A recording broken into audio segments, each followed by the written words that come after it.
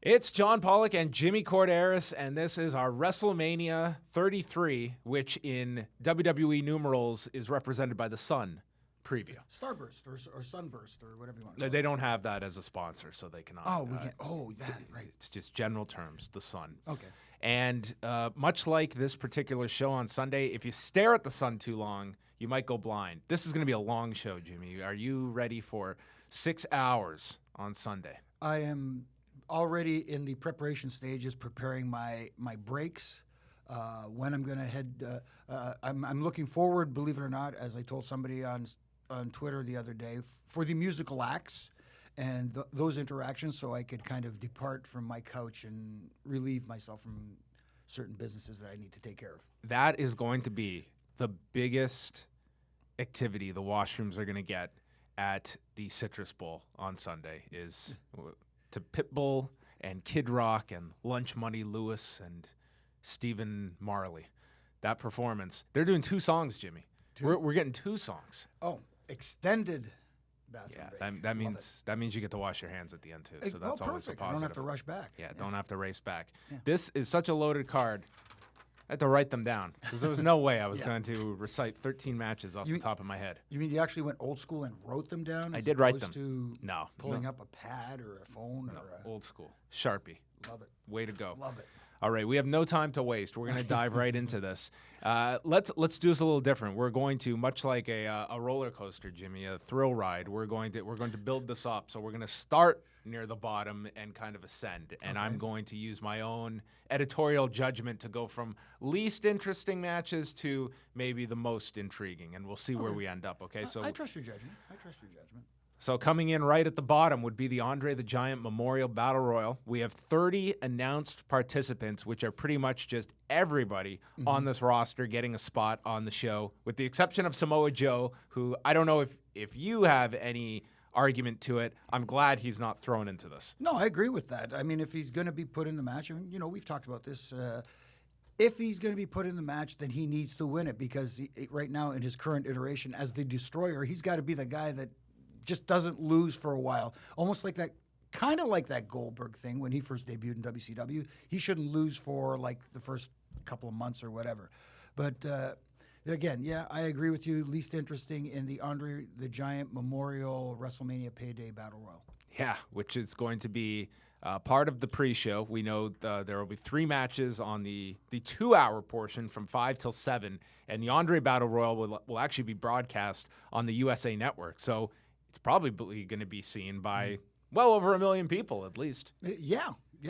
I actually, that's kind of a smart move. I kind of like that, and then you try to drive people to the network that way. Makes kind of sense. Who's winning this? Is this just the Braun Strowman showcase, or do you see any outside pick winning this? I would love to go with a dark horse, but I don't see it. The way Braun Strowman's being presented the last few months, to me, that's a no-brainer. And if they go in a different direction, to me, it makes no sense. I don't think we have to get cute with this Battle Royal. No. It's just a way to have Braun on the card. He's not in any kind of featured program. He has been a revelation on this roster over the past 6 months. Yep. And this should be his reward. Is he wins this Battle Royal that, let's be honest, no one puts any significance into this. This is not something of grand prestige, but it at least gives him momentum coming out of WrestleMania, where he should be a featured player, whether it's on Raw or SmackDown, because I think we all expect some roster switches at some point. Yeah, I agree. Been a pleasant surprise for me anyways, Braun Strowman, since his split from the Wyatt family. So Final elimination Big Show? I think maybe that there's your dark horse, and the guy who almost eliminates Braun Strowman, somebody you never expect. Maybe it's a Sami Zayn again or something, but it's Braun Strowman. I got it. I got it. If I was a betting man, which I am, I'd put my money on Strowman.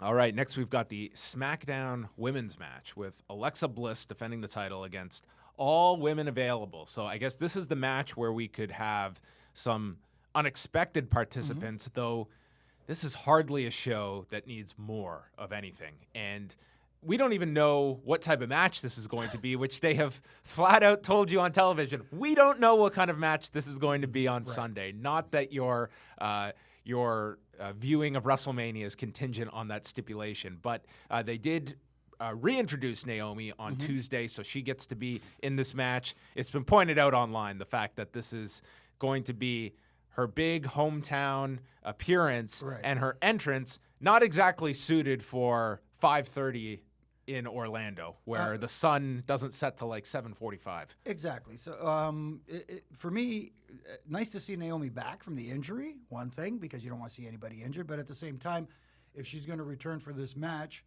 and win it, then why wouldn't you have her as the surprise entrant on Sunday at WrestleMania? So I don't see her winning it. I don't know, if you believe rumors or not. For me, it would have been cool to see Eva Marie come back and win the whole thing, because to me that's nuclear heat, especially in front of that crowd who are just going to constantly chant "You can't wrestle" or whatever else they want to chant all night long. But to me that would be a perfect spot to put someone in there to get some nuclear heat. I imagine they're just going to do. Or is it nuclear? Nuclear. Okay. Yes, nuclear heat. I didn't want to George Bush it, so I didn't know. Well, I don't know if there's going to be nuclear heat in this particular match, but I imagine this is one that is probably going to be somewhat rushed for time, even on the pre-show. I don't know if you really need more bodies on this, if you have some women from the past, or if you have, you have your Taminas that are out there. I don't know. This is a tough match. I think that these women, some of these combinations that we've seen on television, not exactly have been smooth. Do you pull off a title change in this? Because this isn't really it's a big stage when you're looking at the big picture of WrestleMania, but this is an afterthought at the end of the show. Yeah, I don't see, for me, if you don't bring someone else in, like someone like an Eva Marie who could actually get some reaction at the finish for winning the title, then I would keep the title on Alexa Bliss. She's been a pleasant surprise as well, I think, as SmackDown Women's Champion. The thing about putting this on the pre-show, I get why, but at the same time, this is another match that could have been suited for the main card, only to act as a buffer between matches. You know what I mean? Because you talked about that before we got on here. And you could have done Naomi's entrance properly in the dark. Oh, yeah. See? It worked. Like, that's the thing. When we go to this main card, it's like, you have all these promoted matches that all have some substance behind them, big builds, and back to back to back to back to back. That's a really tough ask of your audience. And we have our Exhibit A from last year at WrestleMania. You were there, Jimmy. I mean, late in the show, it's really tough no matter what matches you have coming up next, that you sometimes do need that breather. Absolutely. But I will give a little bit of props, and I know people say that I'm a little bit on the Roman Reigns bandwagon, but I'm going back to last year really quickly. Even though they were burnt out after I don't know how many hours we were sitting in that stadium, and it was tough to sit in that stadium for that long, but at the same time, regardless of whether you booed him or cheered him, whatever it was, and he got a lot of boos, Roman Reigns, they were vocal. So, for all those claiming that, hey, this guy he's still getting a reaction regardless. So, anyways, I will give him credit for that at least. And then the final kickoff match, they've announced 3 so far, Austin Aries and Neville, with Neville defending the Cruiserweight title.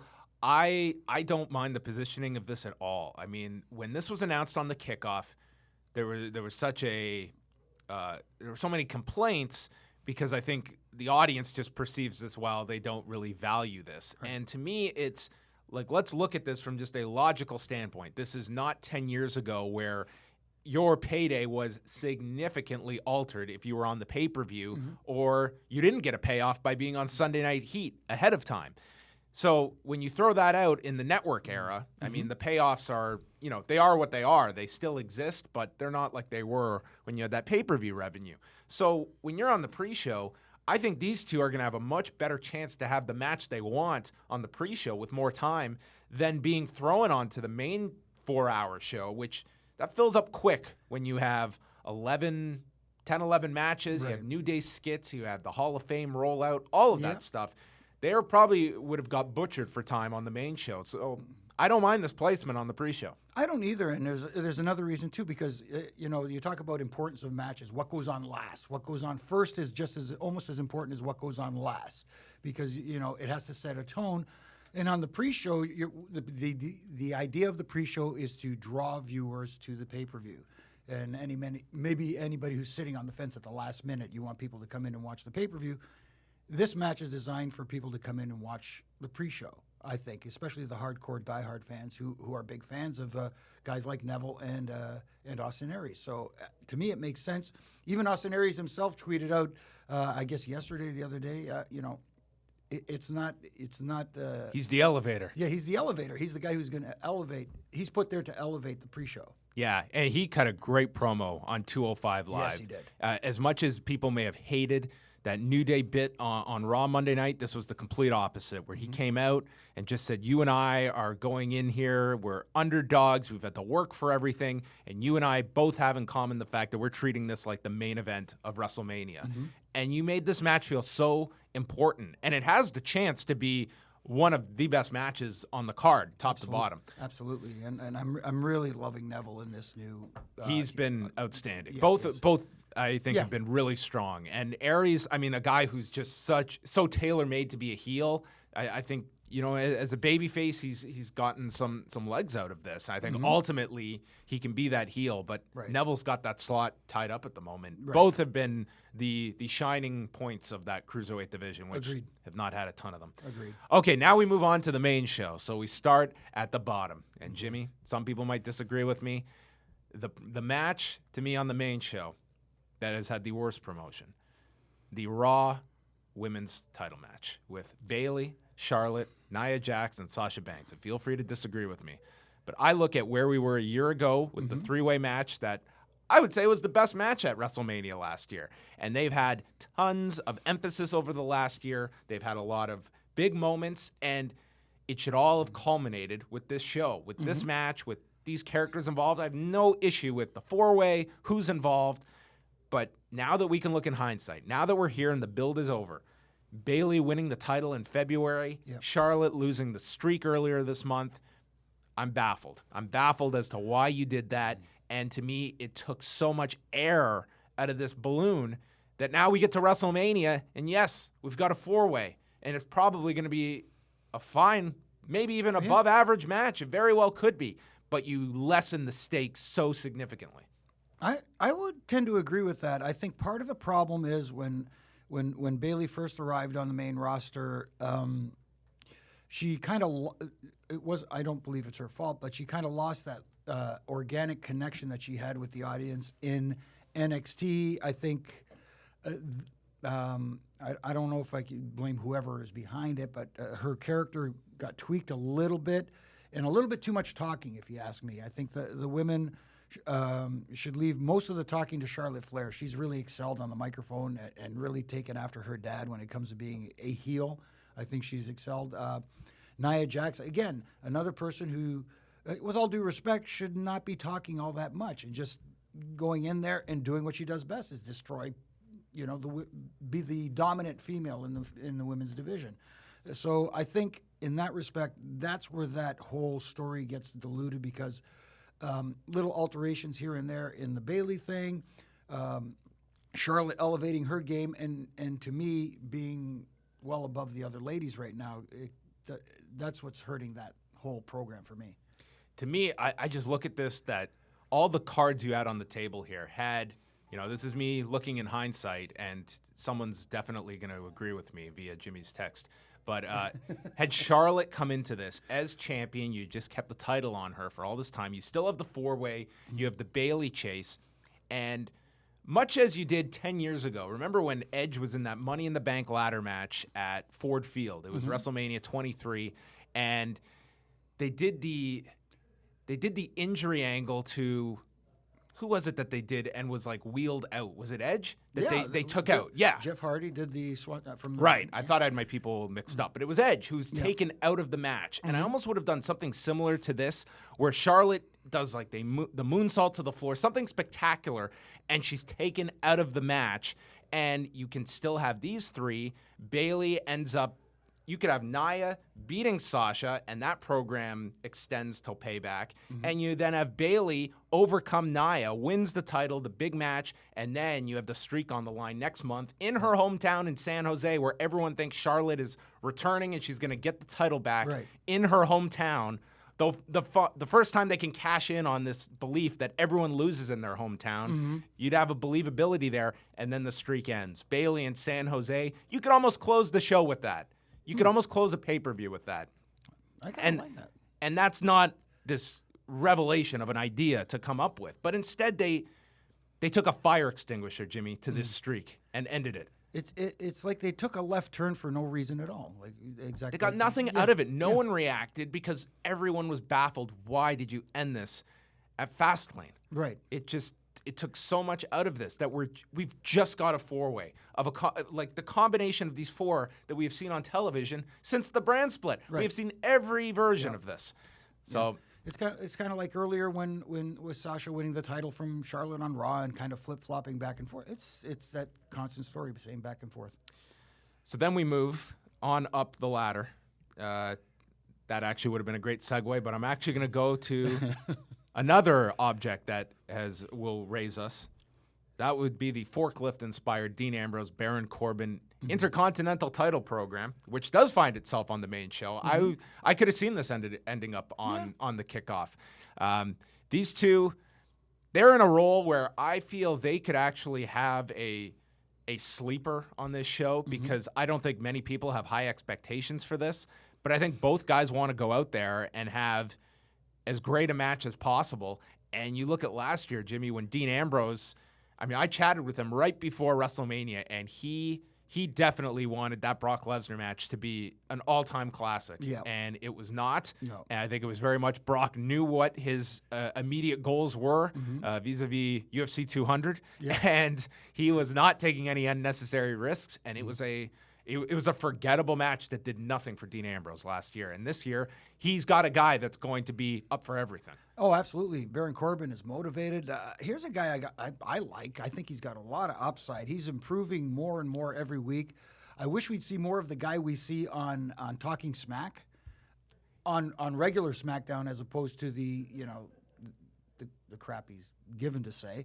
But he saved this because on this week's Talking Smack, they aired a face-to-face, or not a face-to-face, but kind of the split screen with Ambrose and Corbin that clearly got cut from SmackDown, which when you watch this, not a shock as to why it got cut. It was brutal. And it ends with Dean Ambrose turning off the side of the screen with Corbin. I was like, this is awful. Like, this just was terrible. And then Corbin came in onto the Talking Smack set and cut a great promo. Yep. And my God, had they gone off with the final note being the remote control, it's like, my God. Like, that's the version of Ambrose I can't stand. Right. It's the least effective one. And Corbin, he's very good in that format. Yeah, and I expect a title change in this one. I think this is Corbin's time to really shine, and he's got the look, and I know other friends of mine have commented about his hair. I'm not going to go there because I have no room to talk about hair, but he's got a good look. He's got good size, which is something obviously the higher ups in the WWE love guys with size. He looks motivated. He's learning quickly how to work. I mean, like I saw his match last week with Randy Orton. He seems like he's a good listener, if you know what I mean. So he there's a lot of upside with him. Yeah. And this, I could even see this one extending so that they can have, I guess the next pay-per-view for SmackDown is Backlash, that you could have a big stipulation match with these two. And forklift match. You know what? That's where they're kind of teasing it, which let's hope they maybe veer off course a little there. Yeah. But I think we're both in agreement that Corbin likely wins the title in that particular outing. Now we move up to the next rung, which is the newly minted ladder match for the Raw tag titles. Karl Anderson and Luke Gallows against Cesaro and Sheamus and Enzo and Big Cass. I think that this could probably open the show with the ladder stipulation and, of course, the setup for the ladder match. That takes some time that they can do the production team at the end of the kickoff show. Right. And A, do you see a title change? And B, do we see an appearance by another team very synonymous with ladders in this?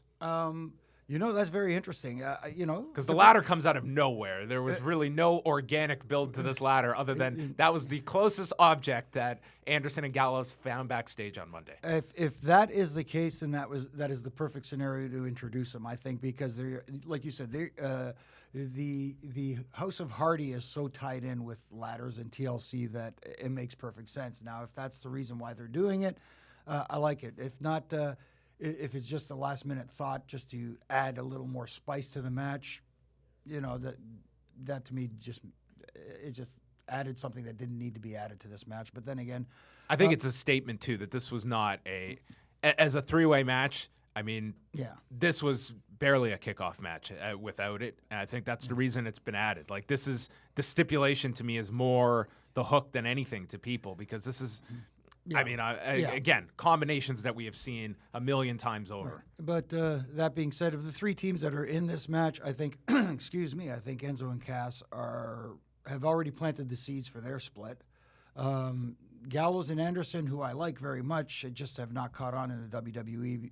You can blame whoever you want for that. It just hasn't translated well. They haven't had that team to feud with either. I mean, the only baby faces really were the New Day, and that was just awful. Like that feud where it was just, we went the comedy route. This is a tag division that, I mean, if you look beyond WrestleMania, if the Hardys are back, if the Revival are coming back up, and granted, they could end up on whichever brand, it would revitalize that tag division, which SmackDown, That's where I'd like to see them, though, actually. Yeah, well, they have more teams, but they also have, it's really the Usos and American Alpha on SmackDown. I mean, both sides, realistically, the brand split, I don't know if it's really helped the tag division. It's kind of watered it down because you've split what was already not the deepest of tag divisions. Yeah, you're right. If there's one division that did get hurt the most by the brand split, it is the tag division. And you've still got tag teams like the Revival, who we've been waiting for I don't know how long. Yep. Because they are top guys.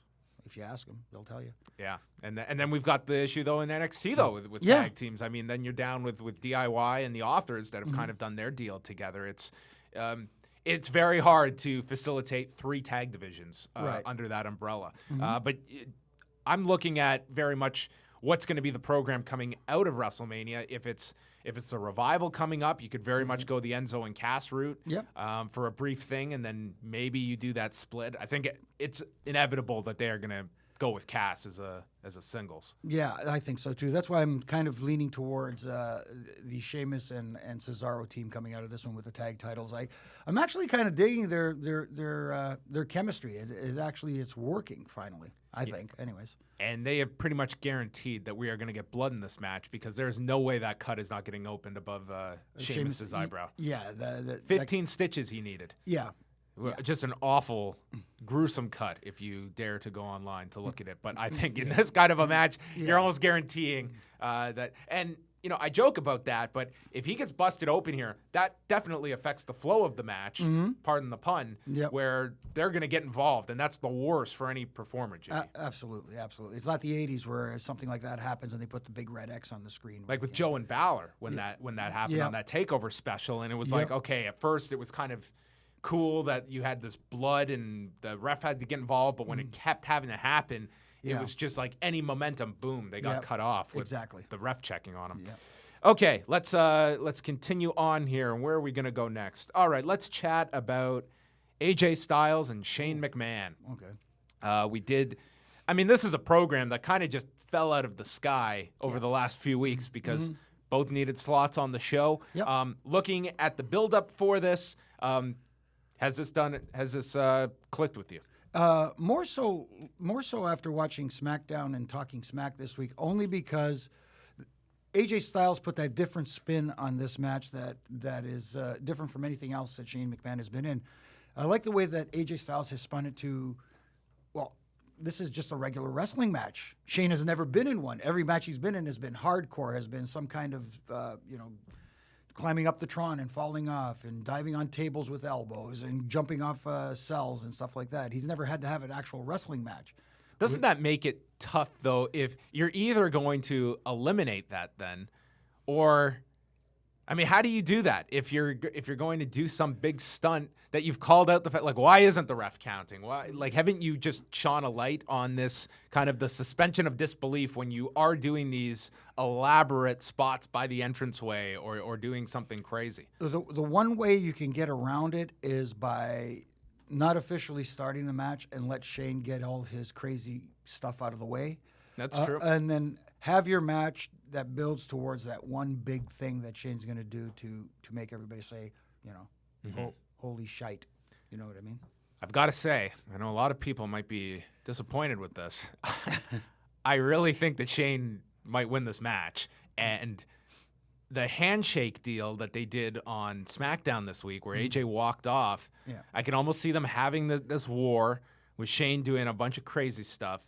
And at the end, he pulls this out and then offers his hand, and AJ shakes the hand, and it's the AJ turn, but loses this match in doing so, which would not be the way I would be putting this, but I can totally see Shane winning this match. People think this is just a layup that, of course, AJ goes over here. I do not think that is concrete. Well, especially if you think about past performances from Shane McMahon. I think there is a chance that he might actually win this match and set that place on fire, so to speak, because that maybe that's the idea. Yeah, maybe set the place on fire. Well, they did that the last time at the Citrus Bowl, didn't they? By accident, but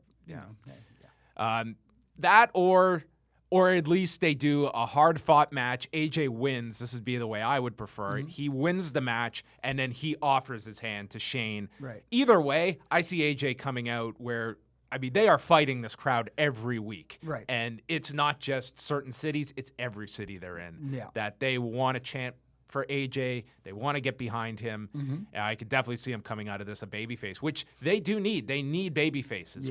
With John Cena taking off, with, if you, on the Raw side, if Roman is, in fact, to turn, you certainly do need some baby faces. Absolutely.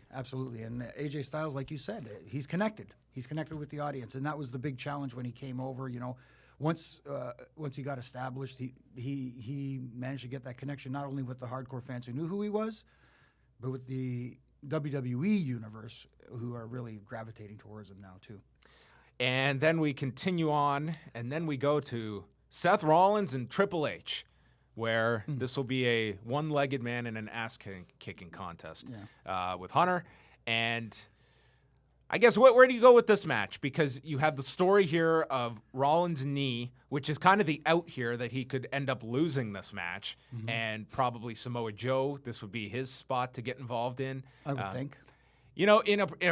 I think had you not had the knee injury, I would say 100% Rollins wins this match. But given the nature of the knee, I could definitely see Hunter ends up winning this match, even though I don't think that would be the best move forward. Much like with Shane and AJ, you have two guys that are not going to be in your day-to-day plans beyond WrestleMania. There isn't a great argument for them to win, and yet, as you've seen in the past, that doesn't mean they are going to be losing the match. Right. I think this is one of those matches where you can go either way, where Seth Rollins overcomes the odds and manages to get by his former mentor or whatever you want to call it. This, I think, is the spot where you probably will see Samoa Joe come out, but maybe that interference is thwarted by a returning Demon. I don't know if I would bring him back at WrestleMania, but you will get that huge pop if Finn Balor comes out. Demon? I thought you were going Kane. No, not that one. No, that's Mayor Kane now, by the way. Well, Kane for mayor. Kane for mayor. Actually, I would vote for him. That's a different story altogether. One of the smartest guys I've ever met in the business is Kane. But anyways, maybe that's a spot for a returning Finn Balor in front of that audience. Do you save him for the post WrestleMania Raw on Monday, which will get that same reaction? But in that stadium with 70,000 or 75,000, whatever it's going to be, having him come out in full Demon gear might be cool. Yeah, that could be.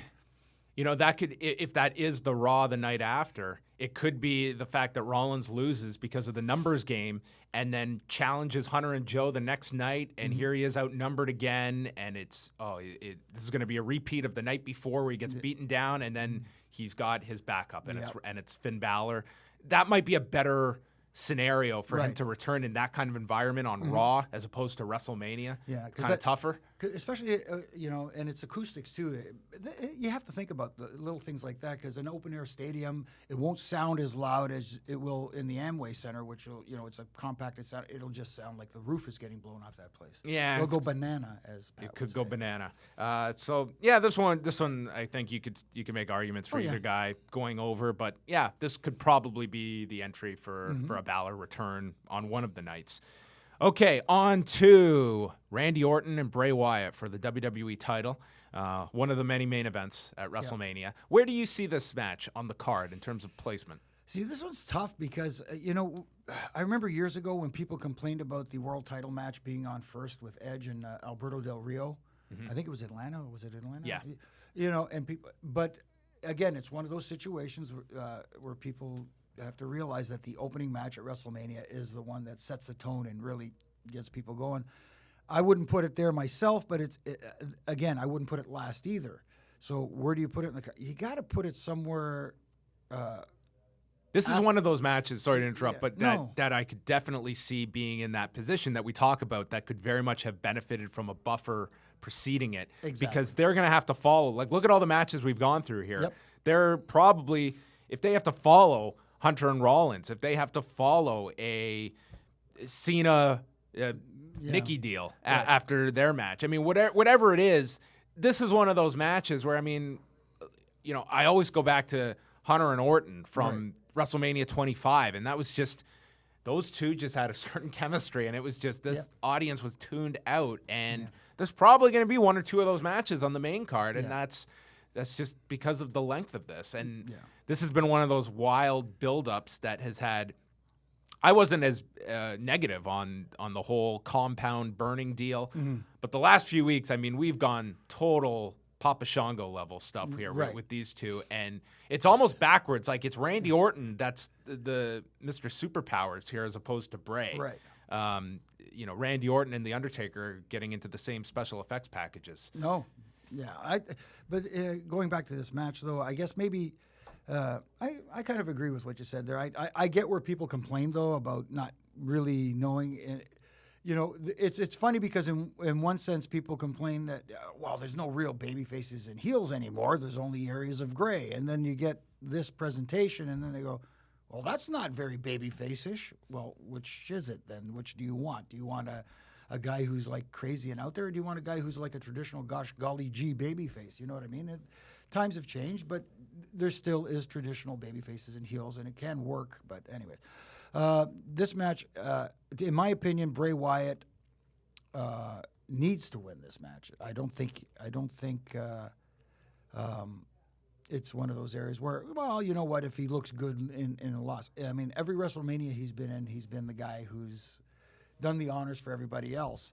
I think this is his time to get that big win to solidify himself as a major player on the WWE roster, and a win against Randy Orton, who in a losing role does not hurt him. He's in that Chris Jericho category where losses don't hurt the guy. He's got street cred, so to speak. He's got a resume as long as his arm. So this is a must-win, in my opinion, for Bray Wyatt. They're almost teasing like a resurrection of Sister Abigail, like into a real character now. As opposed to a hologram. Yes, into a physical being. If only they could sign Rosemary from Impact. See, now that would be cool. She'd be excellent. Absolutely. Maybe they bring up somebody like a Nikki Cross. Yeah, it's it just feels that that's eventually going to be something that they turn into an actual character. Right. In this, I'm with you. I think Bray should win this match. I don't think that. Randy Orton, I think, has certainly been reinvigorated with this program. But a title win, to me, it's just it's not all that appealing. I think this is where it should end, and Bray gets that big run as a champion, and you go forward with him. He had a lot of momentum after winning that title at Elimination Chamber that I would want to ride that out. They've invested so much in this guy. And to falter here, it's almost an acknowledgement that we don't see him past a certain level when you continually come up short when you have these big programs. So I would like to see Bray keep the title in this one. Absolutely. Then we go to John Cena and Nikki Bella against The Miz and Maryse. And you know what? I was saying how this one we would go in order of importance, but in terms of straight build-up, this one may have just narrowly passed Jericho and Owens for me in terms of most effective buildup. And part of that is because if you were to say in November, you were to look at the two matches, Kevin Owens and Chris Jericho. Oh, certainly. There's no convincing of the audience that this is a worthy match for WrestleMania. People have bought in instantly. This match, zero support. This was Trump's healthcare bill. Okay, it had no support. Okay, and instead they went to their constituents through their promos, and they got this bill passed. And this match, to me, the promos have made this outstanding. I think everyone involved has been solid, and in particular, Cena and The Miz. Some of the best promos of their careers, which covers a lot of ground for Cena. I think that this program's been great. I'm absolutely loving it. I mean, like, you know, it's you talk about two guys who can talk. And The Miz is one of the problems that Miz has never had is the ability to grab a microphone and just talk. And John Cena's the best at coming up with stuff, off the cuff. He's probably one of the few guys who has a little bit of liberties to take things in his own direction, so to speak. And he's been on point for everything.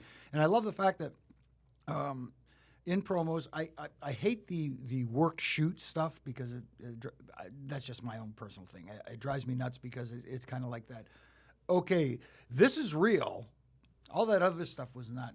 But but right now, this 5 minutes we're talking is real. That's why I hate the work shoot stuff. But they're spewing in elements of supposed truth or rumors that people read online, and it gets people invested. Like somebody who's sitting in the audience and going, "Yeah, I heard that he might be like that. Oh, I watch Total Divas. I see how he has these stupid rules about the Cena house rules." It's cutting believable promos. Yeah. Whether it's true or not, if you can convince the audience, wow, that guy hit a nerve, that was something of substance, boom, it connects with people. Yeah. As opposed to the contrast of so many promos that we hear every single week that there's no connection to reality. Nobody sounds like this. These are their personalities that you really do believe have an issue together. And Exactly. it's wrestling 101. Oh, absolutely. And I'm actually looking forward to this. I mean, my friend over on the other network, Jackie Redmond, said that if at the end of this match John Cena does propose to Nikki Bella, she may yak, but throw up a little bit. But it seems to be the direction they're going because that's the constant theme that they keep bringing up. That I think there's no other conclusion to this. I mean, Yeah. It's almost to the point you've teased it so much Yeah. that if you weren't to do it, it would be like, this guy's horrible. Like, what an awful human being Nikki Bella has found. Wouldn't it be great if he actually did pull a Miz in those videos and not propose and just kind of tease it and kind of. Anyways. I don't think we're going to get any surprises. I think Cena and Nikki are going to win this match with their double submission, and then Cena's proposing, and then Cena's disappearing for a while afterwards, and maybe Nikki too. Sure. We'll see. But in terms of build-up, I totally applaud these people because Absolutely. this was a match that nobody had an interest in when it was first announced. Yep. So from there, let's chat about The Undertaker and Roman Reigns. If not Lesnar Goldberg, I think this is the only other option to close the show. Do you see any possibility of that occurring? I think it's contingent on the fact of whether or not you are of the belief this is The Undertaker's last match, which every year that comes up, and I don't think you can ever fully state it because that was kind of the belief last year, and then Taker he wanted to continue. So I don't know. You can't really push it as that. But if this were to be, if they really believed this is his last match, then they should go on last. Yeah, you can make that argument. And it also depends on the presentation and how the match ends. Is this the time, like you mentioned earlier as we were talking, is this the time where you do pull the trigger on the Roman Reigns heel turn? And I get the whole bit about, merchandising with children and him still being one of the top sellers is one of the reasons you keep him in a position of a babyface. But his promos, especially last Monday, didn't sound very babyface-ish. I mean, it's always like, with all due respect, I'm still going to kick your freaking ass or whatever. It just, the presentation of it was very heelish. What I'd like to see happen in this match, actually, is I'm anticipating Roman Reigns does beat The Undertaker, but there's that moment afterwards where there's that mutual, I'm hitting microphones, I'm getting excited here. Where's that mutual respect between the dead man, the old guard of the yard, and now Roman Reigns trying to establish himself as the new guard of that being his yard. giving Undertaker the ring in his moment in the purple spotlights on one knee and doing his thing. And as he gets up and the lights turn back to normal, bam, there's a spear. He said, I told you, dead man, this is my yard. Time for you to leave. Yeah. You know, just give him that FU, that big FU. I don't think, you know, everyone says, you know, this is the time to, like, turn Reigns. And, I mean, I don't think you have to do this radical act of defiance for Reigns to be a heel. I think, like, this past Monday, it's a perfect presentation of Roman Reigns where he's totally justified in his actions. I win all these matches. You guys are lucky to be seeing me here. Right. I mean, that, like, just up the cockiness element without having to do anything despicable. Like, beating The Undertaker is enough in and of itself. And Reigns just owns his actions, and he owns it. Like, how could you possibly boo me? Right. I beat this guy. I am better than him, and you guys have to accept that. I just think that you have he feels so natural in this element. It doesn't feel forced. It just feels like a natural extension of him, and him beating The Undertaker will give him so much momentum coming out of WrestleMania, where he's not catering to the audience. He's not pandering any longer. It's you should be pandering to me. Right. And I think that... But that's why I'm making the case for that one last spear, just as an exclamation point, because, you know, once the 1, 2, 3 happens and he does win the match, if he does, obviously we don't know, but we're speculating, there will be such a negative reaction throughout that stadium. They're just going to engulf the stadium with boos. So it's kind of like, what more do to your point, what more do I have to do, you know? You kind of ruined The Undertaker's moment, so to speak, at the end. Yeah, and it's... You guys are showing me no respect. I'm showing nobody respect. Yeah, so it certainly wouldn't shock me if this ends up closing the show. I mean, most would assume Lesnar and Goldberg closes it, but, I mean, these are your two options. And, I mean, we'll see. This very well could be it for The Undertaker. Yeah. I mean, I always assumed that this guy would not make a big deal out of his final match, that it would just be something after the fact. Well, that was it. Right. And it could be. And I'm expecting actually a good match out of these two. I think The Undertaker, despite what some people might think, is in better shape than he was last year, because he's a significantly better opponent. A significantly better opponent, and I think The Undertaker's a master at storytelling in the ring, and I think that's where they're going to go with this one. It's going to be more of an emotional storytelling match as opposed and more to like Hell in a Cell, as much as it's glorified, it's such a restrictive match. Yes. And it totally killed them last year, where they were just, everyone expected the Shane stunt. So you do this 20 minutes beforehand. That was just impossible to get into. Not a great match. I thought the Hell in a Cell, it was built for the stunt, but it also like hindered it. Whereas this year, you're going to have such a heated response because you have a definite babyface and you have a definitive heel to this audience. And I'm with you. I think that this is going to be a pretty strong match. Chris Jericho and Kevin Owens for the U.S. title. This may have been people's the most effectively built program. For me, it's number 2, right behind the Cena one. But this has been the most long-term one, and it didn't peak early. It's coming at the right time. The Festival of Friendship was outstanding, maybe the best angle we've seen this year. And what happens in this match? Because Jericho's still advertised throughout April and up until Payback, so you could maybe get some more out of this and ultimately have a blow-off, or is this it for the two? No, I think maybe we get a title change in this one. I think KO probably wins the U.S. title, and maybe this is a spot for Samoa Joe because they have teased a relationship between the two. So this is another spot where you can absolutely insert Samoa Joe into the mix and come off with tag team matches. I don't want to. Maybe this is where I don't want to see Sami Zayn in the mix again. No offense to him. I don't think you will. I don't think you will, but maybe there again you got the Finn Balor thing there. Yeah. And then finally, Brock Lesnar, Bill Goldberg. Is this your pick to close the show? Probably. Most likely, I think this is the one. This is it's the Universal title, which lots of arguments for it to close the show. Exactly. My only caveat is if it were to be something involving Taker if it were his last match, and, Right. and you want Reigns to go off the air as the focal point, which Yes. he's going to be for the next year. That's my Yes. only argument otherwise. But this very likely could be our last. And there's several ways you can go with this, believe it or not. I think it's going to be.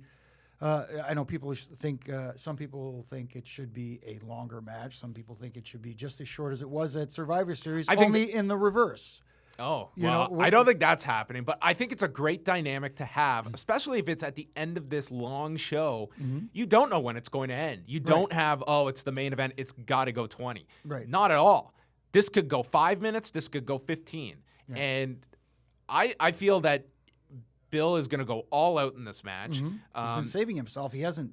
That's why everything's been short. That's saving it. himself for this moment. I really wish on Monday, because one of the things about this return for Goldberg has been the promos he's cut, which have been just Bill Goldberg as Bill Goldberg, and they've been very effective, and I think that was needed on Monday.